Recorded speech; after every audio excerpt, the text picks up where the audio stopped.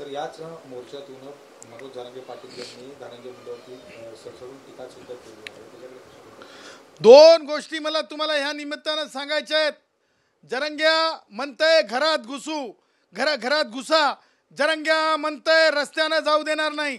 जरंग्या म्हणतंय हाणून पाडून बोलतंय. ह्या जरंगेवरची तातडीनं पोलिसांनी कारवाई केली पाहिजे.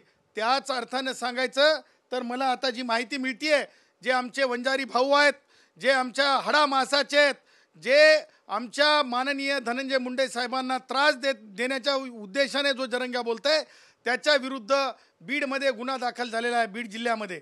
आणि काही पोलीस अधिकाऱ्यांना मी सुद्धा बोललो. ते कारण असं होतं की आमचे शेकडो लोक तिथं जाऊन बसलेले आहेत, परंतु लवकर गुन्हा दाखल होत नव्हता. कारण तिथे जो माझ्या लोकांनी जे सांगितलं, माझ्या वंजारी भावांनी, बहुजन भावांनी, ओबीसी भावांनी, की तिथे दबाव आहे काही आमदारांचा, आणि त्या आमदार जे आहेत गुन्हा नोंदून घेऊ देत नव्हते. तर या सगळ्या बाबी अत्यंत म्हणजे दुःखद आहेत. परंतु जरंगेला मला हे सांगायचं आहे की जरंगे लक्षात घे, ही लोकशाही आहे. जरंगे ही मुघलाई नाही. जरंगे हा देश भारतरत्न डॉक्टर बाबासाहेब आंबेडकरांच्या संविधानावर चालतो. जरंगे ह्या देशामध्ये इस्लामिक देशासारखं नसतंय की फाशी द्या असा बोर्ड घेऊन मागणी होत नसते आणि रोडवर एखाद्यावर आरोप केला म्हणून फाशी द्यायला पाठवलं जात नसते.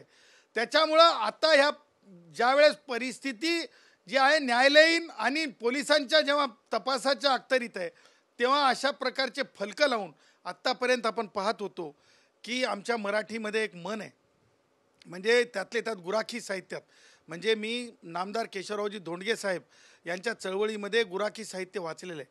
त्याच्यात एक म्हण आहे की मेलेल्याच्या टाळूवरलं लोणी खाणाऱ्या काही अवलादी असतात. त्याचबरोबर त्याच्या उपर जाऊन आज काही लोक राजकारण करू पाहत आहेत. त्यामध्ये जे मला तुम्हाला सांगायचं आहे की एखाद्या मृत झालेल्या व्यक्तीच्या आधारावर मी 4दा आमदार झालो पण मी मंत्री झालो नाही, हे शल्य बोलून दाखवायचं. अरे एखाद्या दुःख सभेमध्ये, ती दुःख सभेला काय समजलं, स्वतःच्या राजकीय अजेंड्याची सभा समजली का? कुणाच्या तरी राजकीय वापर करायचा एखाद्या दुःखाचा आणि म्हणायचं की म्हणजे काय सांगायचं की हे कसे मंत्री आहेत. अरे मंत्री आहेत, भटक्या विमुक्तांनी मंत्री होऊ शकत नाहीत, त्यांना काढा. अबे तू कोण काढ म्हणणारा? कारण भटक्या विमुक्त ओबीसी समाज सुद्धा एका संख्येने, एका शक्तीने, आणि तो सुद्धा कायद्याने त्याला बोलण्याचा अधिकार आहे. मग सन्माननीय धनंजय मुंडेंवर टीका करताना जरंगेला जर मुभा असेल, जरंगे जर अशा प्रकारे गैरवर्तन करत असेल, त्याला जर साथ धस देत असतील, ते धस आणि जरंगे आणि त्यांच्यासोबतचे काही लोक, काही स्वतःला सामाजिक कार्यकर्ते डिक्लेअर करून टाकले. आणि मला हे समजत नाही, सामाजिक कार्य कोण करताय? तर दलित पॅन्थर करताय. पॅन्थर रिपब्लिकन चळवळीतले कार्यकर्ते करतात, त्याला सामाजिक कार्य म्हणतात. सामाजिक कार्य ठरवून निशाणा करून करायचं नसतंय. सामाजिक कार्य पाण्यासाठी करायचं असते. सामाजिक कार्य वृक्षारोपणासाठी करायचं असते. सामाजिक कार्य राष्ट्रीय एकात्मतेसाठी करायचं असते. परंतु आता लोक स्वतःच सामाजिक कार्यकर्ता डिक्लेअर करतात आणि अशा पद्धतीने सुपारीबाज कामसुद्धा करायला निघालेले आहेत.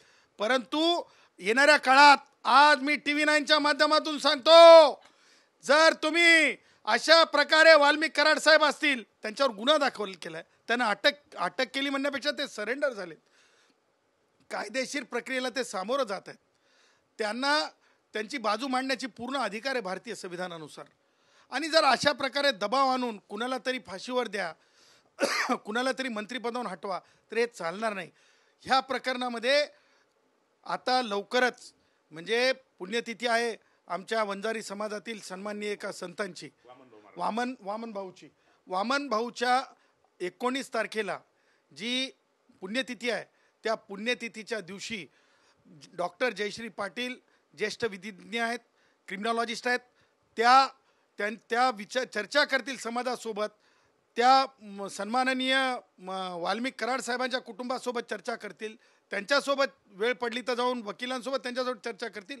आणि केवळ राजकारण म्हणून जर कुणाला त्रास दिला जाणार असेल तर आम्ही सुद्धा वकिलांची फौज उभी करू जयश्री पाटलांच्या मागे, आणि जयश्री पाटील ती केस घेतील.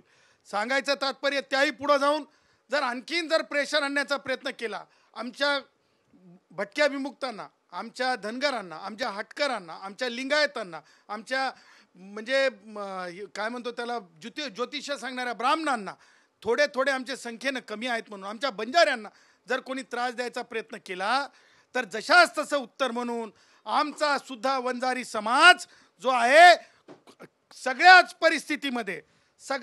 परिस्थितीमध्ये आमचा वंजारी समाज जो आहे मोर्चाचं उत्तर महामोर्चानं देईल, संविधान क्रांती मोर्चानं देईल. तुम्ही अन्याय क्रांती मोर्चा काढा, आम्ही संविधान क्रांती मोर्चा काढू. हे डंके की चोट पे आम्ही सांगतो.